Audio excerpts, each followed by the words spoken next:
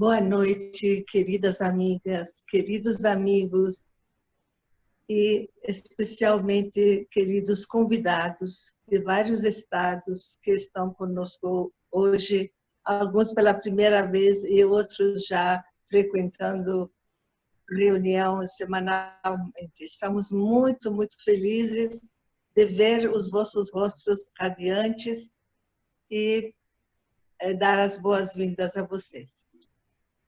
Vamos então ver o nosso tema de hoje à noite. Precisamos inventar no pós-pandemia.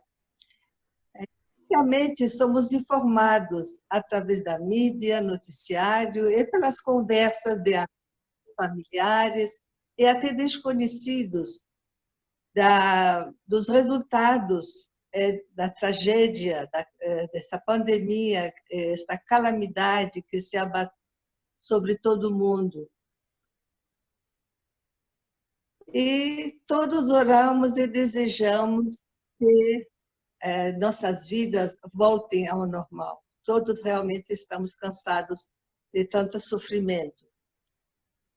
E continuamos orando. Porém, constatamos que há várias divergências de apreciação sobre essa volta. Todo mundo quer voltar ao normal. Qual é esse normal? A grande maioria deseja que seja o normal exatamente como antes, como era antes da pandemia, que da noite para o dia nos obrigou a mudar nossos hábitos e principalmente hábitos de consumidores impulsivos, nos obrigou a ficar no isolamento em nossas casas, com todas as outras restrições que vocês todos sabem, nós todos sabemos. A outra parte da população, em número menor, deseja voltar à vida normal, mas o normal humanizado, com pessoas que tenham consciência, que sejam realmente humanos e deem valor à nossa vida e ao nosso trabalho, à nossa função, ao nosso serviço. Estas pessoas querem cuidar, voltar a cuidar da natureza, dos animais, da vida sobre a terra e principalmente cuidar das populações mais carentes e mais sensíveis. E então, que tipo de cuidados precisamos ter? Como vamos refazer essa nossa vida no normal, diferente, mas que seja também melhor do que foi antes da pandemia? E qual o grupo que está certo? Será que é a maioria que quer voltar para as correrias, aborrecimentos, desentendimentos e brigas? Ou então esse grupo de pessoas benévolas que querem seres humanos realmente humanos? Então, o amigo Washington Araújo acredita numa terceira saída e diz que precisamos nos reinventar no pós-pandemia. Então, por esta e outras razões, nós convidamos ele nos dá a honra de estar presente com a gente para a palestra de hoje. Seja muito bem-vindo, Washington Araújo. Rapidamente, eu tenho que dizer que o Washington Araújo é jornalista, escritor, mestre em cinema e professor universitário. Ele nasceu em Natal, Rio Grande do Norte, mas reside em Brasília há 25 anos. É casado, pai de 4 filhos lindos, e abraçou a fé Bahá'í muito jovem, e desde então se dedica a promover os melhores interesses da humanidade. Então, Dom John, por favor, seja bem-vindo.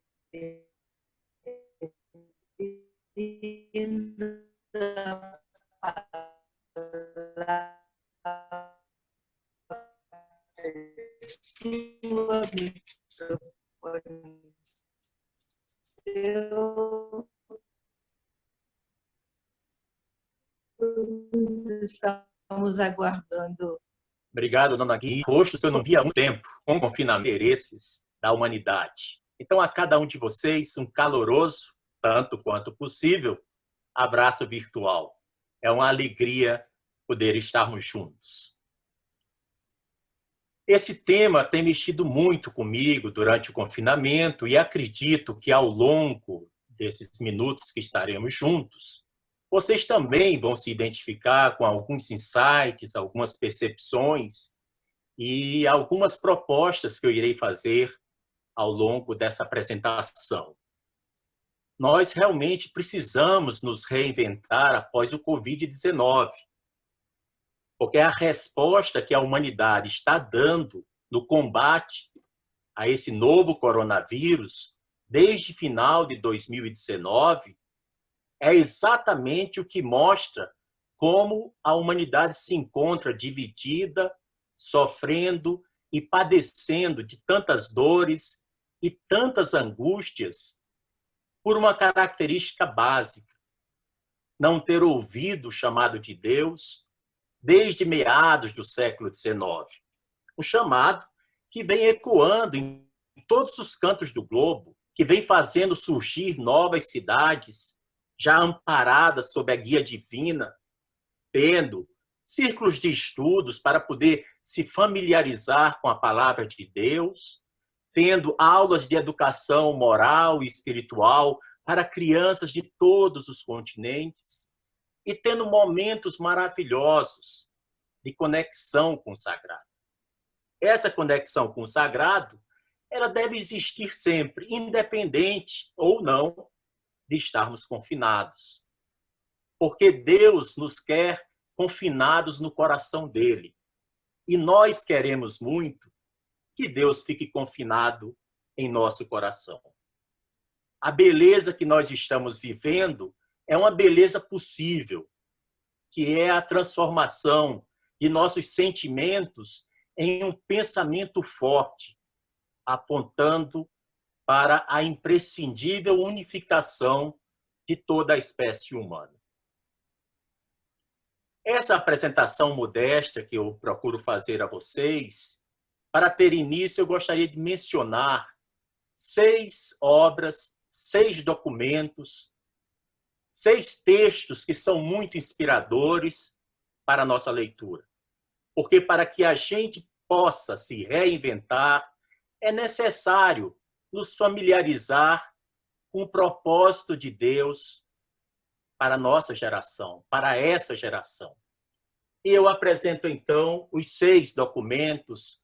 O primeiro deles é o Chamado às Nações. É um livro que foi publicado pela Casa Universal de Justiça, com textos de Shoghi Effendi, o amado guardião da fé Bahá'í, em 1980. Vejam só, há 40 anos, a comunidade mundial Bahá'í lança um chamado a todas as nações. Então, se nós chegamos estropiados, infelizes muitas vezes, vendo injustiça florescer por tantas partes do globo, não é por falta de conhecimento, não é por falta de um chamado vigoroso a todas as nações. Depois nós vamos apresentar um pequeno texto. O segundo documento se chama Promessa da Paz Mundial. E esse documento da Casa Universal de Justiça, o órgão máximo da fé Bahá'í em todo o mundo, ele é de outubro de 1985. É um texto também muito profundo, é um texto que nos fala de um outro mundo possível e nos fala já há 35 anos. Em 1995, portanto, há 25 anos, na realidade, há 25 anos exatamente, nós temos 2 documentos emitidos pelo Centro Mundial Bahá'í. O primeiro deles é a prosperidade da humanidade. Olha, é um documento muito fininho, mas cada frase vale ouro em pó. Cada frase descortina um novo amanhecer, uma nova percepção sobre o real significado da vida e sobre o real significado do nosso papel nos dias que estamos vivendo. Hoje, quase toda a humanidade que pode se encontra confinada. No mesmo ano de 1995, o Centro Mundial Bahá'í apresentou esse outro documento, que se chama Momento Decisivo para Todas as Nações. Meus queridos, há 25 anos, nós já somos convocados para um momento decisivo. De novo, ninguém pode dizer que não foi alertado, que não soube, que não tomou conhecimento, porque os Bahá'ís são cerca de 7 milhões de pessoas no mundo todo. Eles não param. Eles sabem que a prosperidade da humanidade, que o bem-estar das nações, que o progresso, tanto espiritual quanto material, que a espécie humana possa alcançar, depende praticamente de poder entender qual é a mensagem de Deus para essa época. E então nós temos, no ano de 1999, nos preparando já para entrarmos no terceiro milênio da era cristã, que é o início do ano 2000, um outro documento muito importante que nos pergunta quem está escrevendo o futuro. Esse documento ele foi levado a milhares de pessoas em todas as partes do planeta para suas reflexões sobre o futuro da humanidade. Engana-se quem pensa que o destino da humanidade depende dos governos. Engana-se quem pensa que o destino da humanidade está nas mãos da academia, dos cientistas. Engana-se quem pensa que o destino da espécie humana se encontra nas mãos dos financistas, dos bancos, das indústrias, do comércio. Porque a pergunta que a Casa Universal de Justiça faz e que merece agora, no confinamento, uma resposta, é essa. Quem está escrevendo o futuro? Bem, o que eu vou conversar com vocês é objeto das minhas modestas, sempre pouco profundas, reflexões sobre esses 6 documentos.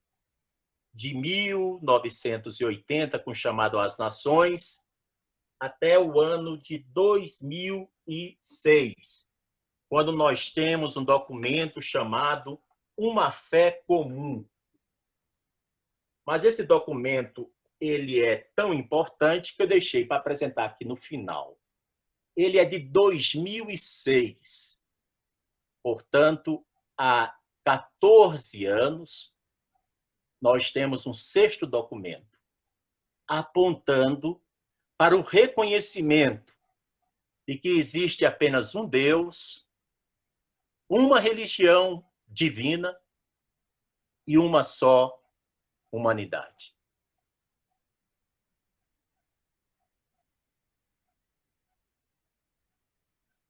Bem, as primeiras reflexões que eu faço, e tomando muita inspiração do chamado às nações, é a percepção de que nós estamos vivendo já praticamente há 3 meses, depois da primeira pneumonia atípica que aconteceu numa cidade chinesa, Wuhan, e que foi chamada de Covid-19, o coronavírus, o novo. E essa pandemia, declarada pela Organização Mundial da Saúde da ONU, já contabiliza atualmente mais de 325 mil mortes nos últimos 3 meses. Mas todos nós devemos olhar além de nós mesmos. Porque os horrores que nós vimos na Europa, na Itália, principalmente, na Espanha, na Inglaterra, na Alemanha. Os horrores que nós vimos na Europa, nos países mais afluentes e ricos do mundo. Infelizmente, esses horrores é normal em regiões inteiras do planeta. Com Covid ou sem Covid, com pandemia ou sem pandemia, as dores e os sofrimentos de populações inteiras é tal qual esses que nós vimos nesses últimos 90 dias. Porque existem milhões de seres humanos que estão vivendo atualmente com infecções como malária, que mata mais de 400 mil seres humanos em 12 meses. Nós devemos também lembrar que a expectativa de vida entre a Itália e o Congo, na África, tem uma diferença de 30 anos. Um africano congolês vive, em média, 30 anos menos do que um espanhol ou do que um italiano. Isso já é algo que nos faz fazer uma das perguntas mais comoventes. Como é que a Covid-19 irá afetar a África, grande parte da Ásia e boa parte da América Latina? Porque, sem dúvida, os efeitos letais e nocivos dessa pandemia atingem principalmente em larga escala os menos favorecidos, os que são vulneráveis social e materialmente. E principalmente aqueles que, como nós, aqui a maioria que está nessa palestra virtual, não conseguiu ficar em casa. Precisa ir trabalhar todo dia.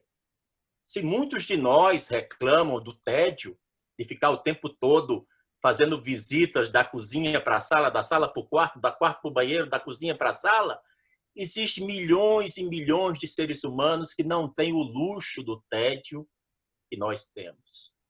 Que tem que acordar cedo e tem que ir para o trabalho. E nós vamos falar um pouco desses também. Porque aqueles que tenham um sistema imunológico mais deficitário, reduzido, pela desnutrição e pela pobreza, eles sofrem mais. Milhões de seres humanos, às vezes, não têm geladeira em casa. E quando tem geladeira em casa, está vazia. Ou tem alimento só para mais 1 ou 2 dias. E nós devemos refletir sobre isso. A dor do outro tem que ser sentida por nós, porque nós somos um só. Bahá'u'lláh disse, meados do século passado, que o que afeta a parte afeta o todo. Se o meu dedo mindinho está gangrenado, está infeccionado e dói, o meu corpo inteiro dói.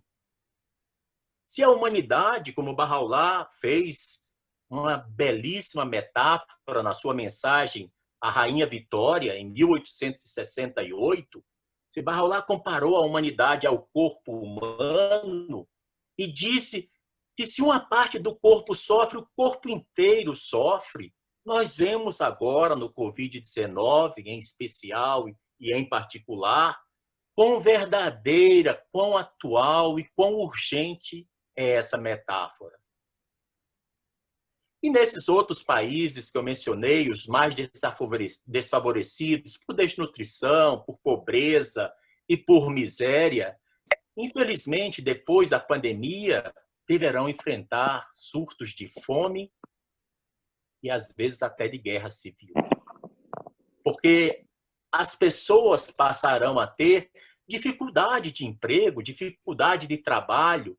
Os governos, por mais que tentem ajudar, muitas vezes não terão condições de ajudar a todos da maneira como deveria ser dada essa ajuda. Depende da riqueza de cada nação, das possibilidades de cada geração de administradores.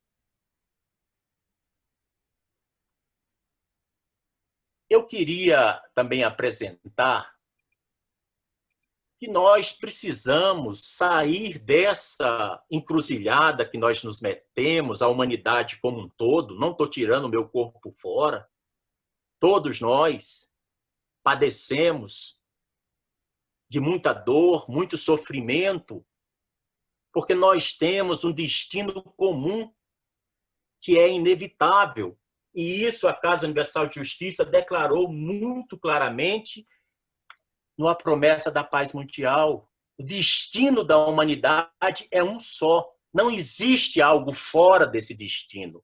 Como não existe algo fora do planeta, do tipo, vamos descartar o lixo, os resíduos, os dejetos, os detritos da nossa miséria material em algum lugar do planeta, porque não existe fora do planeta, vai ter que ser dentro do planeta. Então, nós precisamos ter essa compreensão de que o que acontece em qualquer lugar do mundo atualmente, em particular nesses últimos 3 meses, interessa a cada um de nós. E devemos agradecer por esse despertar preocupante. Por que agradecer? Porque nós começamos a ver que não existe muita diferença do ideal de felicidade de um boliviano para um chinês, de um francês para um equatoriano ou de um brasileiro para um tibetano. Todos querem a felicidade, todos querem o bem-estar de suas famílias e todos têm as suas famílias. E dentro dessas suas famílias tem a família maior, a família chamada humanidade. Agora, esse confinamento não me fez apenas ficar de barba grande. Eu estou parecendo um Papai Noel fora de época, né? Assim como tem o Carnaval fora de época, o Micareta fora de época, o Tom Araújo está um Papai Noel fora de época. Como eu estava dizendo a alguns amigos que chegaram mais cedo nessa reunião virtual, com 61 anos de idade, meus pais nunca me viram com barba. E eu mesmo nunca me vi, porque eu achava que eu não tinha barba. E também tinha que tirar todo dia, porque eu comecei a trabalhar num banco, o Banco do Nordeste, com 17 anos, e ninguém podia usar barba naquela época. Então, ficou o hábito. Mas eu observei que não só foi a mudança do visual, principalmente para os homens, as mulheres também, eu estou vendo que muitas pintaram o cabelo de branco, ficaram muito bonitas de cabelo branco, estou adorando.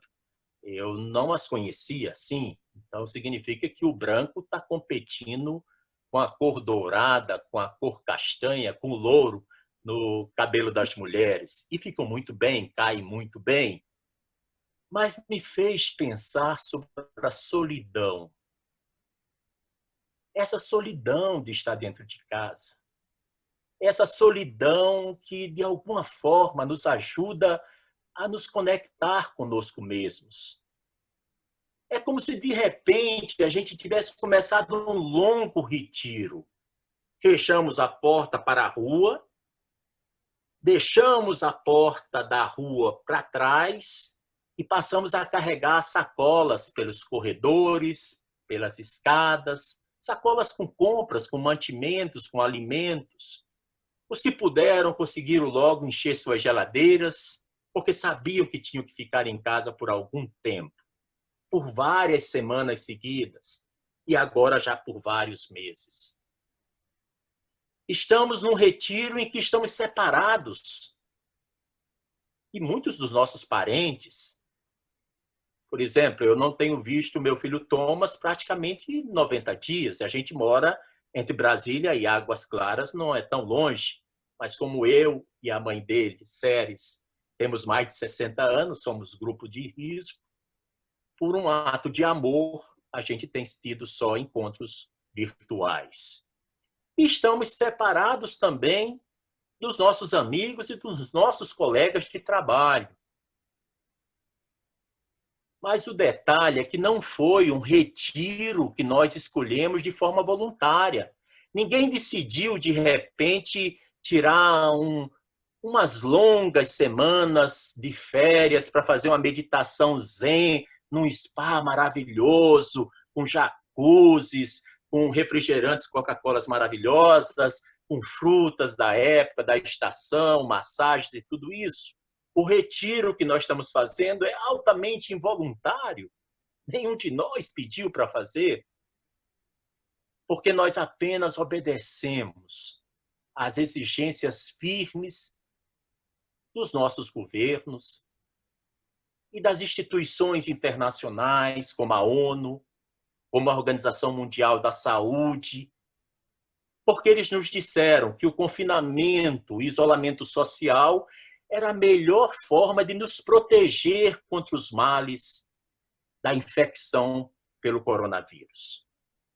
Agora vejam só, o planeta inteiro obedeceu, claro, com altos e baixos, meio aos solavancos, parecendo uma montanha-russa em alguns países, com mensagens contraditórias de uns, contraditórias de outros, você tendo que filtrar o que é sábio, o que é inteligente, o que é razoável.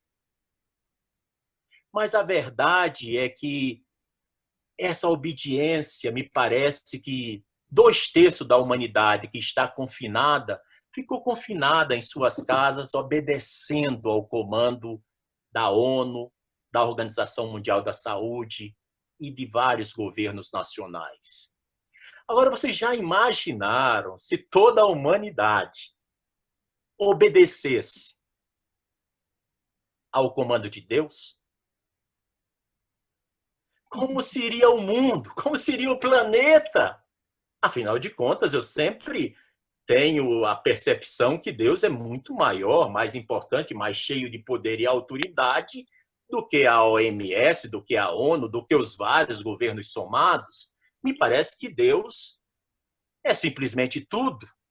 Afinal de contas, não diz na belíssima oração de Abdu'l-Bahá, com um olhar realiza ele 100.000 esperanças. Num relance, cura 100.000 doenças incuráveis.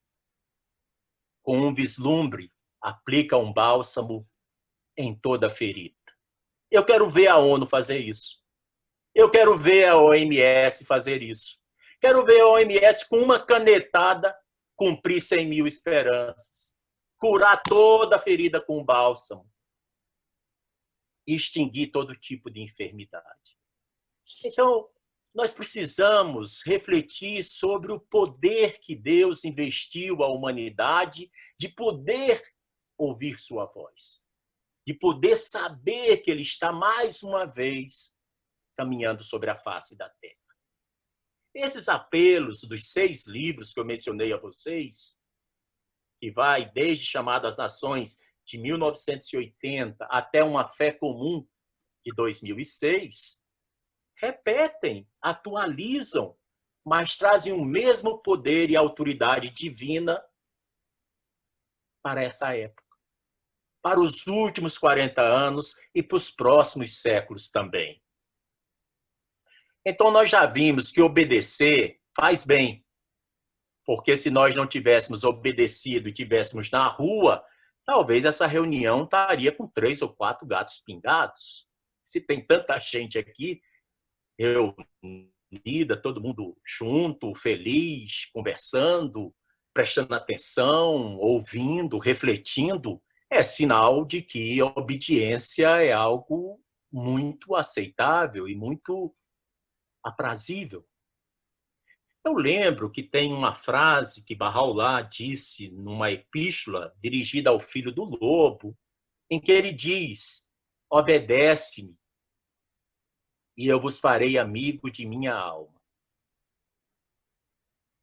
Em outro momento, ele caminha pelas margens do rio Tigre, em Bagdá, e diz: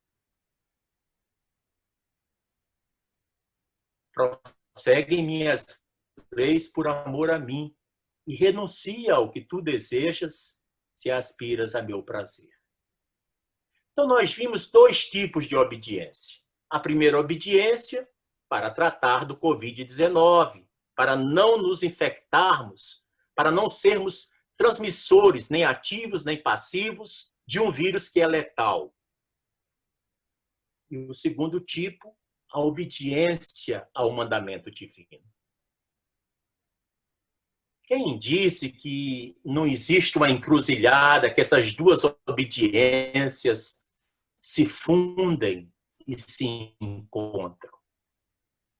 Primeiro, se tivéssemos tido a obediência à vontade divina desde maio de 1844, com certeza, com absoluta certeza, a humanidade estaria 1000 vezes mais capacitada e preparada para enfrentar não apenas essa Covid-19, como também a influenza, lá em 1918, que foi erroneamente chamada de gripe espanhola, mas nós sabemos que era o único país que publicava notícias porque estava neutra naquela Primeira Guerra Mundial, eram os jornais da Espanha.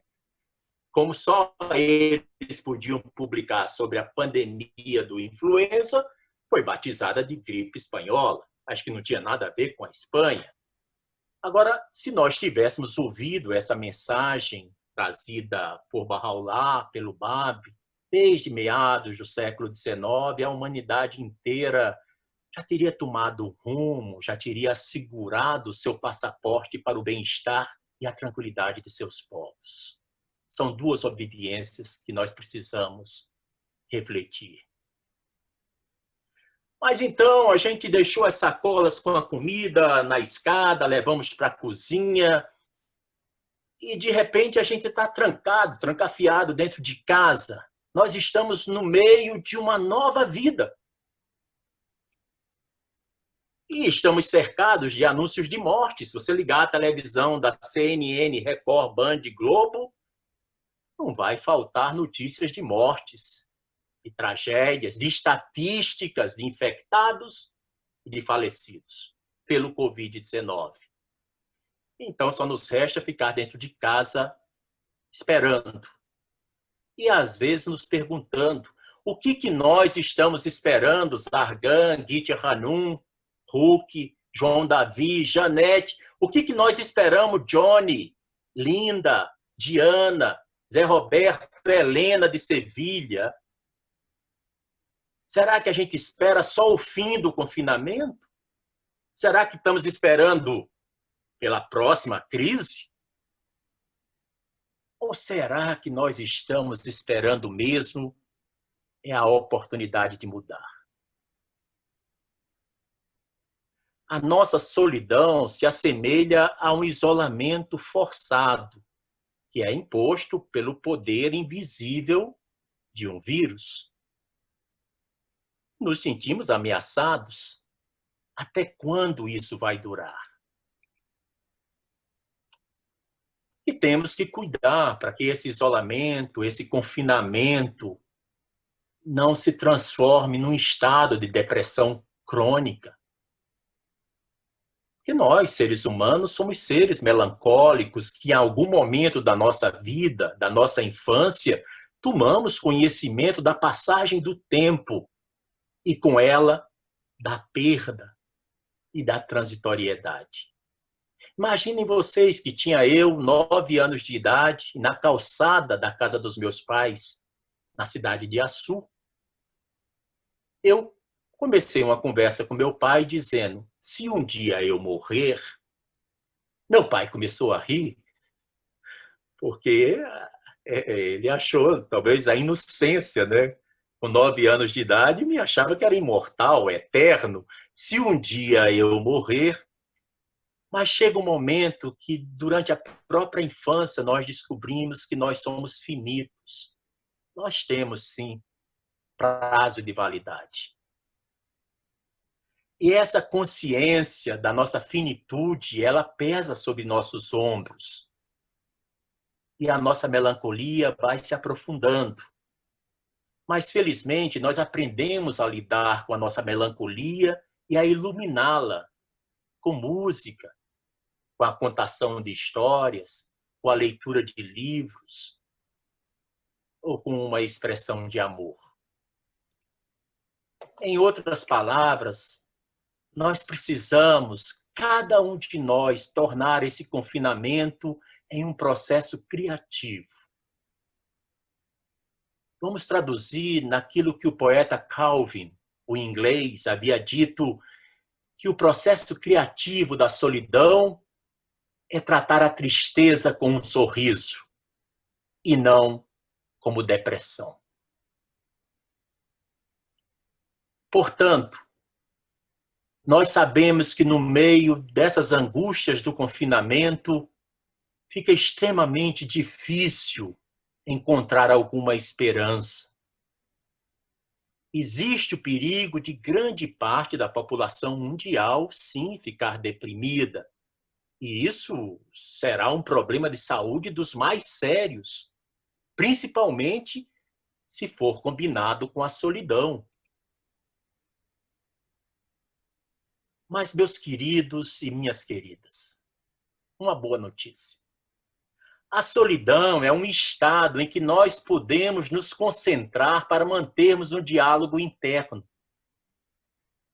Como Hannah Arendt havia dito no início, nas primeiras décadas do século XX, que mesmo quando nós estamos sozinhos, nós somos seres que dialogam, seres dialéticos, porque nós podemos falar sozinhos, podemos pensar e podemos refletir sobre nossas próprias ações. Nós somos como aqueles antigos toca-discos que eram 3 em 1. Não chegamos ainda a sermos 3 em 1, mas nós podemos dizer que nós somos 2 em 1. Nas palavras da Hannah Arendt, todo pensamento estritamente falado é elaborado em solidão e é um diálogo entre mim e eu. Sobre esse ponto da solidão, eu queria lembrar a cada um de vocês e a mim também que Bahá'u'lláh passou grandes momentos de sua vida, grande parte de sua vida terrena, em confinamento. O confinamento que Bahá'u'lláh quis não foi um confinamento ordenado por apenas um governo. Não foi um confinamento feito para que ele cuidasse de sua saúde física. Não foi um confinamento para evitar que ele contraísse algum vírus ou alguma epidemia. Os confinamentos de Bahá'u'lláh foram para exterminar a luz que brilhava em seu íntimo e que tinha potência para iluminar 5.000 séculos ou 500.000 anos. Nos confinamentos de Bahá'u'lláh não foram 90 dias. Só em Aca, Bahá'u'lláh ficou 23 anos. A água de Bahá'u'lláh que ele tomava não era a água de Paris, não era a água de Marca, não era de Caxambu. A água que Bahá'u'lláh tinha que muitas vezes usar em seu consumo humano era água putrefata, água lodosa, era água contaminada e que enfermou grande parte da Sagrada Família. Tiveram malária, tiveram tifo, tiveram amarelão, todos sofreram muito. O confinamento de Bahá'u'lláh era talvez muito mais doloroso e muito pior do que o não confinamento dos homeless, dos moradores de rua. Ele diz, numa das passagens que eu, com 16 anos, li e me comoveu tão profundamente o coração. Ele diz assim: as dores, angústias e sofrimentos que a abençoada beleza, se referindo a ele, teve que suportar no caminho de Deus, são indescritíveis a todos que estão no céu e a todos que estão na terra. E se todas as árvores fossem cortadas e se transformassem em papel, E se todas as águas dos oceanos se transformassem em tinta, ainda assim não seria possível descrever adequadamente todas as suas angústias e todas as suas aflições. Bem, queridos amigos, nós estamos vivendo 90 dias de confinamento. Então, a quarta característica para a nossa reflexão é que Bahá'u'lláh esteve confinado por amor a Deus e amor à humanidade. E a ele lhe foi negado todos os direitos humanos básicos, inalienáveis e essenciais. O direito de ir e vir, o direito de escolher aonde ficar, o direito a ter saúde, o direito de ter água potável para seu consumo e da sua família, o direito de ter agasalho naquelas temperaturas baixíssimas de inverno da Pérsia, do Iraque, o direito de se associar com seus bem-amados. Todo mundo lembra a quantidade de servos leais e devotos que saíam da Pérsia 4 meses a pé, levando jarrinhos com pequenas plantas verdes, dividindo a água que ele tinha que beber nessa longa caminhada de 4 meses a pé para alimentar aquelas vergôntias, aqueles brotos, aquelas pequenas plantas. E um dia, chegando próximo à suprema prisão, a prisão de Aca, na antiga Palestina, hoje Israel, serem privados de se encontrarem com o esplendor de Deus, com a beleza de Deus. E eles tinham só que levantar esses jarrinhos, essas plantas, e Bahá'u'lláh da sua janela podia acenar com um lenço. A ele foram negados todos os direitos humanos. Esse confinamento que nós estamos tendo pode ser, talvez, doloroso e cruel, mas ainda está muito longe daquilo que se sucedeu contra a manifestação de Deus em seu dia. Mas se nós formos focar no nosso diálogo interior, diálogo interno, nós vamos descobrir que existe toda uma floresta dentro do coração da gente para ser investigada, para ser conhecida, porque nós vamos descobrir a importância da conexão com os outros. Eu não sei por que eu estou achando que um abraço é tudo de bom, é o último lançamento das Fashion Weeks de Milão, de Paris, de São Paulo. Um abraço é aquecer asas de anjos. E nós vamos ficando tão carentes que de noite a gente pensa, tudo o que eu queria era um abraço. Sincero, puro, genuíno. O diálogo que nós precisamos manter conosco mesmo, de 2 em 1, é não perder o contato com o mundo dos nossos semelhantes, porque eles todos estão representados no nosso eu.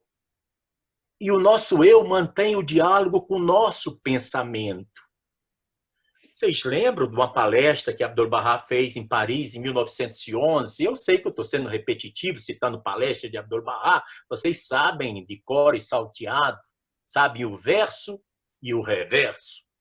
Mas não custa refrescar a memória. Abdu'l-Bahá disse, a cada pensamento de ódio e de guerra, deveis ter um pensamento maior de amor e de paz. Olha a importância do pensamento. O que nós temos feito com nossos pensamentos quando estamos confinados? Se antes nós fazíamos nossas orações, o nosso coquetel de orações eram 5 ou 6 orações diariamente, 2 palavras ocultas pela manhã, 2 palavras ocultas ao anoitecer, a oração do meio-dia para ser mais curta, mas uma outra, como essa: ó tu que estás te volvendo a Deus, o teu nome é minha cura, ó meu Deus, e a lembrança de ti é meu remédio. Isso nós fazíamos antes do confinamento. E agora que a gente está confinado com tanto tempo, será que não aumentamos a nossa comunhão com Deus? Será que não dedicamos mais um pouco de tempo para Ele? Quem sabe, muitos de nós já tenham até desfrutado do luxo de ter 2 sessões diárias de suas próprias orações, 2 sessões diárias de suas meditações, 2 sessões diárias de sua leitura de textos sagrados.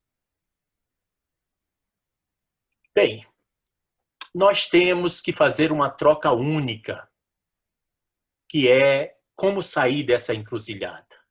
A resposta que eu encontrei foi que é pensando, sonhando, lendo, escrevendo e apresentando os nossos pensamentos aos outros, assim como eu estou tentando apresentar a vocês. Cada um de vocês tem um rico mundo interior.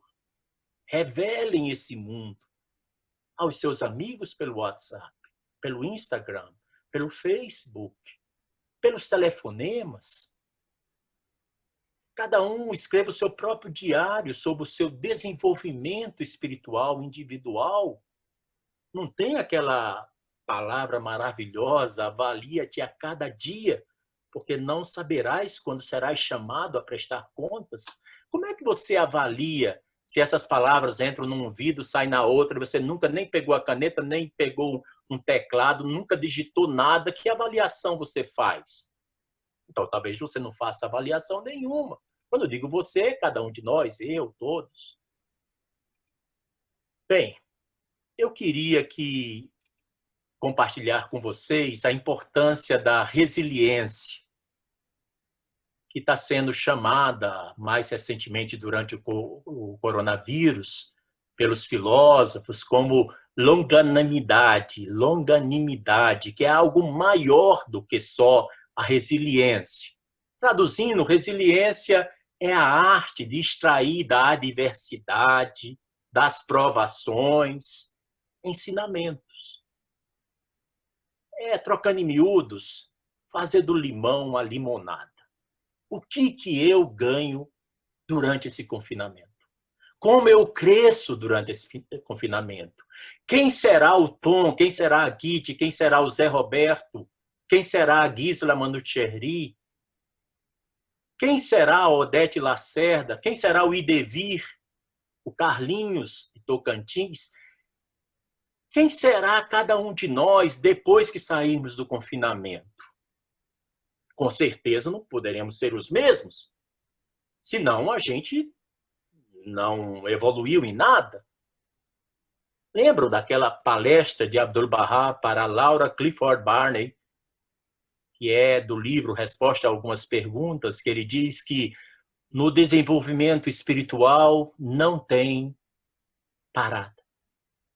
Ou você desce, ou você sobe. O confinamento é um bom momento para a gente pensar em crescer e em subir. Bem, são 9h05, eu queria saber quantos minutos nós ainda temos. Então, Jean, você ainda pode falar, mas era bom também deixar um tempo para as perguntas. Mais 5 minutos, tá bom? O ideal era 7 minutos, mas 5 minutos tá bom. Tá bom. Estou brincando. 5 tá ótimo. Não vamos pechinchar.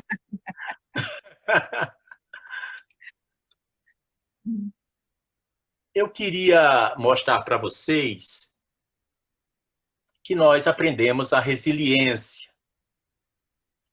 E tem uma história muito curta de um grande artista chamado Keith Jarrett, que no ano de 1975 ele teve que fazer um concerto na Ópera de Colônia, na Alemanha. O concerto que ele fez não terminou em catástrofe, porque o piano que deram a ele, que estava no palco, era muito velho, estava desafinado, era muito pequeno e uma pessoa mal podia conseguir tocá-lo. E então Keith Jarrett se sentiu desafiado a fazer o concerto naquele piano por todas as características, inadequado, inapropriado, impróprio. Mas sabe qual foi o resultado? Foi um grande triunfo. Aquele concerto foi gravado e se transformou num dos mais bem-sucedidos discos de jazz de toda a história contemporânea da música. Porque, ao tentar se adaptar ao piano que não era tocável, Keith Jarrett encontrou uma fonte de inspiração e encontrou novas maneiras de tocar. Nós sabemos que um artista do jazz como Keith Jarrett é único, mas a sua história não é, porque a inovação geralmente surge diante de obstáculos perturbadores. Essas pessoas todas dentro de casa, eu estava entrevistando essa semana Frei Beto, e conversa vai, conversa vem, quase 2 horas e meia de entrevista, e ele estava me mostrando que, Tom, eu concordo com você, realmente o confinamento fez todo mundo suplicar a Deus mais do que em qualquer época. Porque todo mundo quer fazer reunião de orações. Todo mundo quer fazer missa dentro de casa. Todo mundo quer fazer uma sessão espírita na sua casa, quer fazer sua sessão de meditação transcendental, quer fazer sua reunião devocional para se conectar com o sagrado dentro de casa. Ao lado disso, milhões e milhões de pessoas querem fazer tudo isso intermediado pelos meios virtuais. Como esse Zoom que nós estamos aqui. Dona Kitty sabe que eu tinha falado para ela que eu sou avesso a Zoom e que eu não gostaria de falar com o Zoom, porque estaria falando com a máquina. Eu não... Até tinha sugerido a ela se não era melhor eu mandar um vídeo. Bem, eu quebrei a cara. O negócio é bom, é agradável, não estou me sentindo constrangido, nem estou me sentindo envergonhado de estar falando com uma máquina. Estou me sentindo meio doido, porque estou falando numa tela de computador. E o tempo que começou a palestra, eu não estou ouvindo o chilreio das vozes e os cantos dos lábios de vocês, mas vou ouvir dentro de segundos, de minutos. Então, nós estamos aprendendo a usar a videoconferência e descobrindo tecnologias ágeis, como a impressão em 3D. E, principalmente, estamos aprendendo a transformar fábricas de automóveis paradas em fábricas que fabricam respiradores para salvar vidas em milhares de hospitais em todo o planeta. Que essa atual crise da saúde será seguida por uma crise econômica é inegável. Mas eu espero que no futuro a gente possa olhar para trás e possamos compreender que o Covid-19 era como aquele piano desafinado, aquele piano velho, aquele piano desgastado e pequeno, que era impossível de ser tocado, mas que a gente, então, decidiu enfrentar o desafio. Bem, meus queridos, esse tema é um tema que tem me absorvido muito. Eu tenho refletido bastante sobre isso. E eu gostaria de compartilhar com vocês 2 trechos. O primeiro deles do Quem está escrevendo o futuro. Na seção 5 desse documento precioso de 1999, emitido pela Casa Universal de Justiça, nossa bem-amada instituição mundial, como o nome diz, universal, ela escreveu: vista através dos olhos de Bahá'u'lláh, a história das tribos, povos e nações chegou efetivamente ao seu fim. O que presenciamos agora é o início da história da humanidade. A história de uma espécie humana consciente de sua própria unicidade e continua a casa. Para esta hora decisiva no curso da civilização, os escritos Bahá'ís oferecem uma redefinição da natureza e do processo de civilização e uma reorientação de suas prioridades. Vejam que os seres humanos mais importantes dentre os 7 bilhões que habitam a Terra, os mais importantes não estão sendo as celebridades, não estão sendo os governantes, não estão sendo a academia, os reitores, os professores universitários, e não estão sendo as pessoas mais ricas do mundo.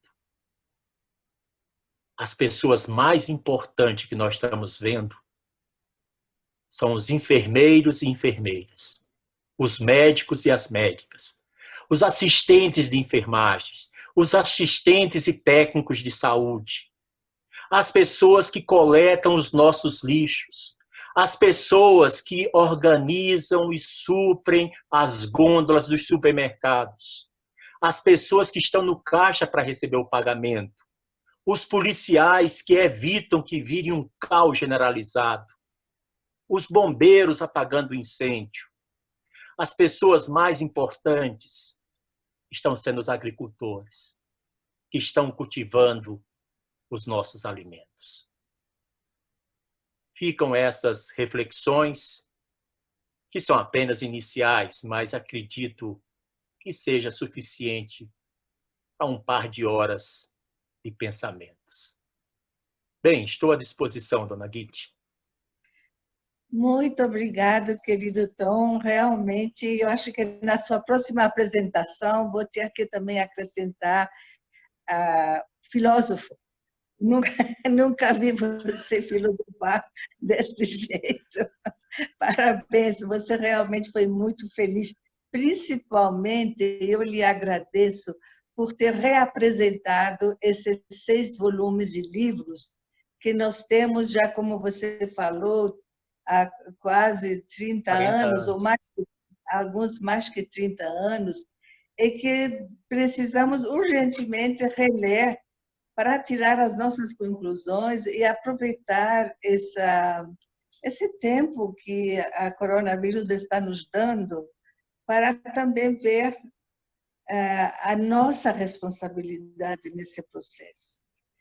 Muito obrigado, realmente espero que vai haver oportunidade de você voltar mais vezes. E quantas perguntas você pode responder? Porque aí então podemos escolher as mais interessantes, talvez. As pessoas podem Eu perguntar... posso responder entre 5 e 9. Entre 5 e 9. Uau, muito bem. Então, amigos... Menos de 5, não. Tá bom. Então, pode levantar a mão ou pode escrever, não é? Para aproveitar. Nós só temos uma pergunta aqui do Carlos Moreira. Ele diz: Sim. Como podemos começar a pensar em como renascer pós-pandemia? Ainda mais, como podemos nos conectar com Deus nesses tempos de isolamento? Bem, nós temos 2 formas de nos conectar com Deus. A primeira é apreciando a beleza da criação.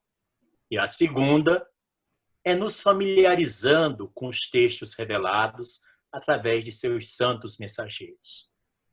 A conexão com Deus é sempre através da oração, da meditação e da percepção da perfeição divina expressa em sua criação.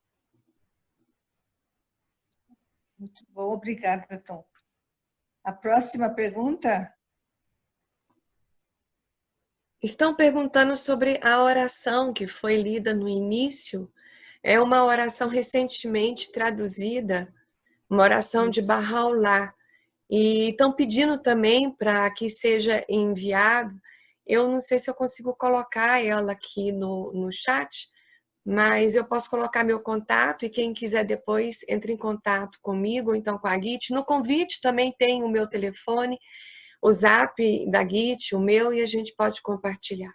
E outra coisa, a gente pode compartilhar também quando a gente editar a gravação e colocar no canal do YouTube. A gente pode disponibilizar ela lá. É recente, foi acho que mês passado, no máximo, que a gente teve a bênção de recebê-la. É muito especial, de fato. Então, nós temos muitas... Oi? Só para dizer que essa oração foi recentemente traduzida, enviada pela Casa Universal de Justiça ao Mundo Bahá'í, e nossa amada Assembleia Espiritual Nacional, muito rapidamente, com a eficiência de sempre, com o carinho e o cuidado de sempre, logo tornou acessível a cada um de nós. Então, eu acredito que é muito fácil localizar, porque é uma oração que merece não só ser lida, mas já que estamos em confinamento, era bom ter de memória. Muito bem. Ana, querida, tem uma pergunta? Sim, Isso. Sim. Tom, em tudo que você falou, lendo a última carta da casa, a casa fala, assim, no meu entendimento, essa coisa da gente recriar, da gente se reinventar. E você, com as suas reflexões, eu gostaria de saber o que você tem para me dizer dessa carta, porque ela tem muito a ver com as coisas que você falou também. Né, da nossa, que nós, Bahá'ís, temos que ter esperança, né? Isso eu queria ouvir você. É um pouquinho, pode ser? Pode. Na realidade, essa modesta apresentação que eu tentei fazer a vocês hoje, nessa noite maravilhosa, logo após o dia sagrado da ascensão de Bahá'u'lláh, isso nos inspira a todos os melhores e mais ternos sentimentos. Teve como inspiração essa carta da amada Casa Universal de Justiça. O título mesmo, né, Como nos reinventar, a grande reinvenção é a mudança do nosso pensamento. Abdu'l-Bahá diz que o pensamento e o intelecto é o maior dom que Deus deu ao homem e à mulher. Então, nós precisamos pensar de outra forma, para podermos sentir de outra forma, para podermos, então, praticar de outra forma. Trocando em miúdos, eu gosto muito da maneira como o amado mestre, que em breve nós vamos ter o santuário de Abdu'l-Bahá. Puxa, eu fico sempre pensando que a gente não esteja confinado até lá, espero que não. Bem, mas a gente vê que Abdu'l-Bahá, quando lhe perguntaram em Londres o que era fé, Abdu'l-Bahá disse: fé real é aquela que você professa com sua língua, acredita com seu coração e demonstra com seus atos.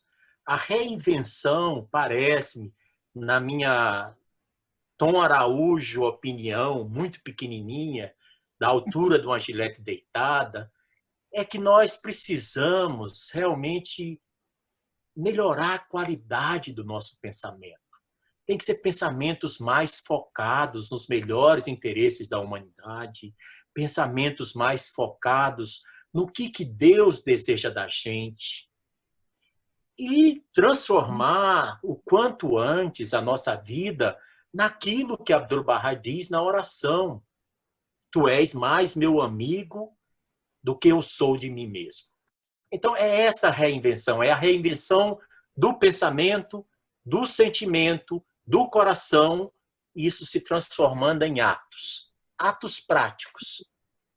Olhos que não veem pecado, corações amorosos e generosos, falta de soberba, humildade. Tem uma pergunta aqui. O João Davi quer saber sobre a palavra que é mencionada na última mensagem da Casa Universal de Justiça e enfatizada, que é responsabilidade. O que ela quis dizer, a Casa Universal de Justiça? Tem um documento da Casa Universal de Justiça de anos recentes em que ela cita um texto do amado guardião Shoghi Effendi, em que nos fala que nós somos os guardiães do todo. Não sei se vocês lembram. Nós somos responsáveis pelo bem-estar do mundo. Nós devemos nos sentir como aquelas pessoas que guardam, que protegem esse patrimônio da natureza, da criação, e também esse patrimônio espiritual que nos interliga, que nos conecta num sentimento de que somos membros de uma mesma família. Parece-me, é uma opinião muito pessoal, portanto não dei mais importância do que a opinião de qualquer um de nós.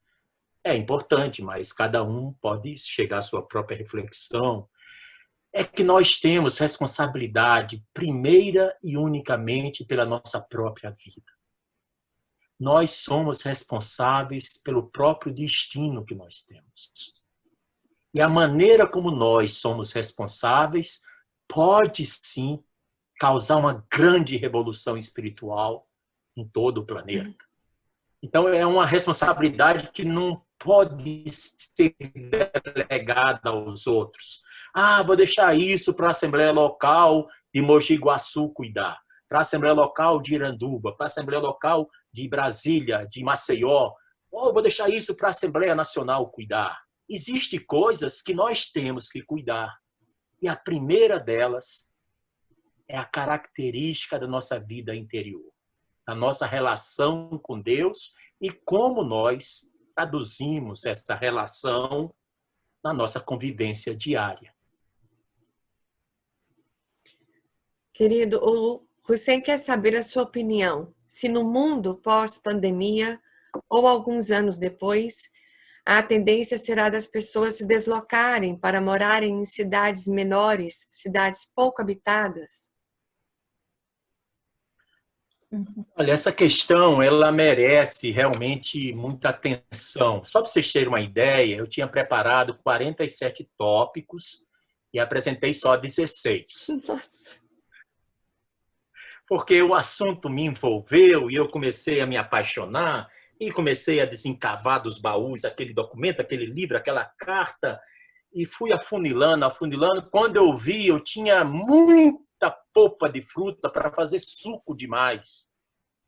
E então, o que eu imagino é que nós, Hussein Jan, Shen, meu querido sobrinho lá de Juiz de Fora, é que nós vamos encontrar um mundo muito diferente daquele que nós imaginávamos. Porque tudo que é sólido está se desmanchando. As instituições seculares, antigas, estão com cheiro de naftalina, com cheiro de mofo, estão caindo. É aquilo que Bahá'u'lláh havia dito, que essa ordem é lamentavelmente defeituosa. Em breve, Deus fará essa ordem ser colocada de lado e uma nova ser estendida. Então, o mundo que está surgindo é um mundo onde nós vamos mudar os nossos conceitos de visibilidade social, de importância social. As pessoas mais simples vão passar a ter mais apreço. As mulheres que são educadoras das novas gerações vão receber um tipo de tratamento condigno ao seu merecimento por herança divina, não é por compaixão. Porque é delas, é uma realidade interior que Deus dotou as mulheres. E, sem dúvida, nós vamos ver que essa pandemia Covid-19 foi um aperitivo da próxima pandemia, que é a da mudança climática, Hussein. A mudança climática está sendo anunciada há mais de 40 anos, quando a Casa de Justiça lançou Chamado às Nações. Só para vocês terem uma ideia, as calotas polares estão derretendo ao longo do tempo. Grandes partes do planeta vão ficar desertificados. outras grandes partes e regiões do planeta serão inundados por enchentes. O sol será irrespirável em várias partes desse mundo, que é para ser maravilhoso. Mas o consumo exagerado, a destruição do meio ambiente, dos recursos naturais, o final da Mata Atlântica, o final e o extermínio de uma série de espécimes vivas, a camada de ozônio, o excesso de gás carbônico que os países mais desenvolvidos lançam na atmosfera a troco de nada. Tudo isso irá transformar a vida dos nossos descendentes num grande suplício, se não for parado a tempo. Então, nós temos uma mudança climática que está sendo anunciada há muito tempo. O coronavírus foi anunciado em setembro. Em dezembro já estava morrendo muita gente. Atualmente, mais de 325 mil pessoas já morreram. O Brasil ainda não chegou nem ao pico. Se estima que até agosto, de 27 mil mortos no Brasil, esse número chegará a 125 mil. Então, a situação tende a se agravar. Eu não acredito, particularmente, de novo, uma opinião muito modesta, que haverá uma fuga para os lugares mais simples, mais próximos da natureza, porque, infelizmente, o materialismo e o consumismo infectaram por demais as relações sociais e os sonhos de cada pessoa.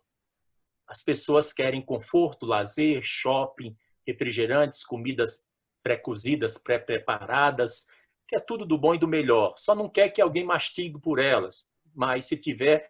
Então, eu acredito que nós ainda vamos sofrer um pouco com relação a esse aspecto de nos voltarmos para a natureza.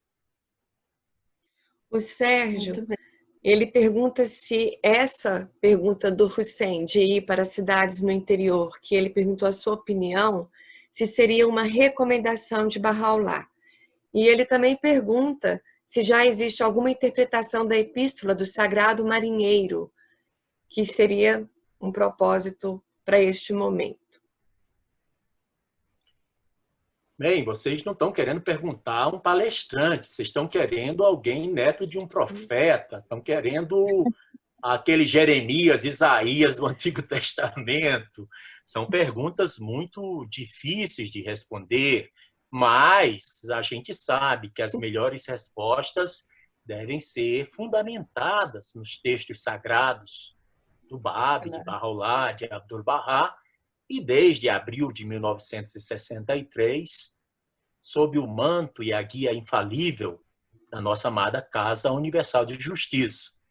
É daí que a gente pode tirar conforto e pode tirar segurança. Porque isso me lembra um pouco... Quem que fez a pergunta? Sérgio. Sérgio. Isso me lembra um pouco o Dom Pedro Casaldáliga, quando eu escrevi Estamos Desaparecendo da Terra, em 91, no século passado. Vocês pensam que eu só tenho 28 anos de idade, mas não é verdade. Não acreditem nisso. Eu tenho mais do que 28 anos. O Dom Pedro Casaldáliga, que escreveu um texto sobre aquele livro dos índios, me disse: Tom, querido, nós temos que continuar fazendo o que Deus quer que nós façamos e sermos como Santo Agostinho. Enquanto o Império Romano caía e pegava fogo, Santo Agostinho saía na frente com a procissão, levando os cristãos para o outro lado. Isso 4 séculos depois de Cristo.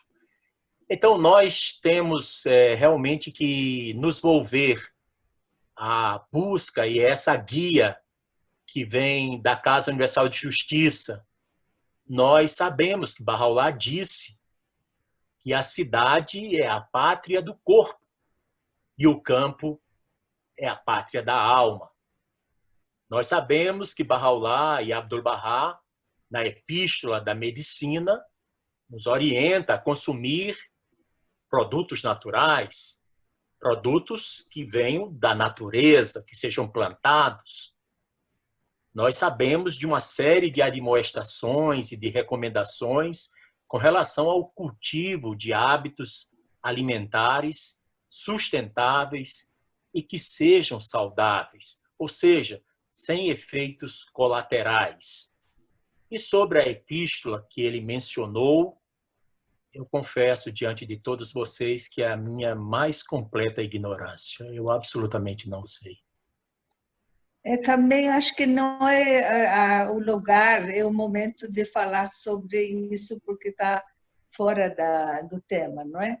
Então, eu acho que podemos agora terminar essa reunião maravilhosa.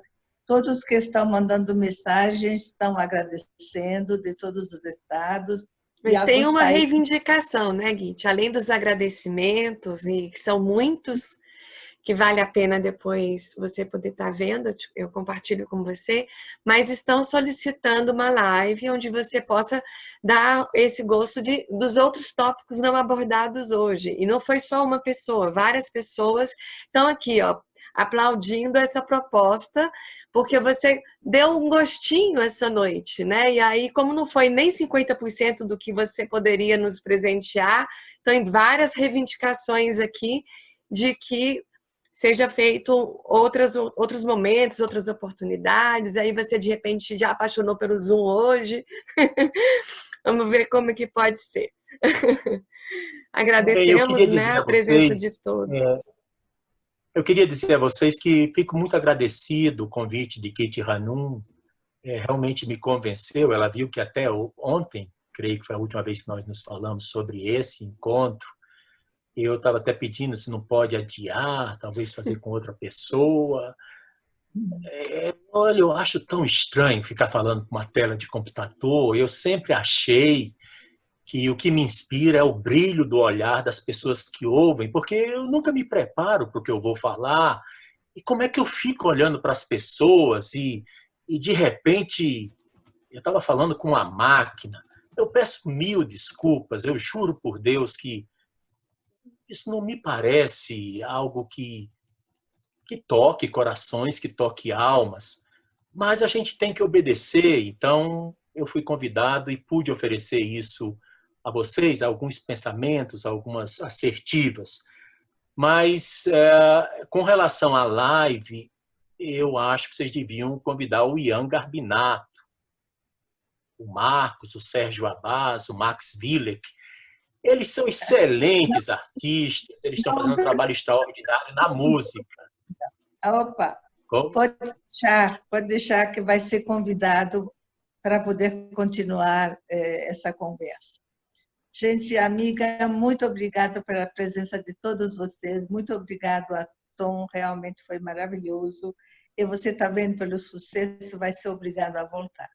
Amigos, uma boa noite a todos. Que tenham uma boa noite de sono.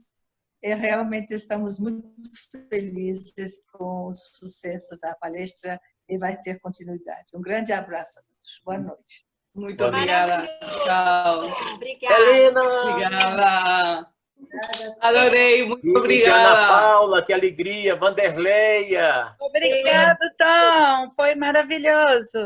Ei, você também estava aí. Que bom te ver. Que alegria. Obrigada, Tom. Tchau, gente. Carol, um abraço, direitinho de Barreto. Um abraço. Finalmente. Que show. Que show. Ana, pode dizer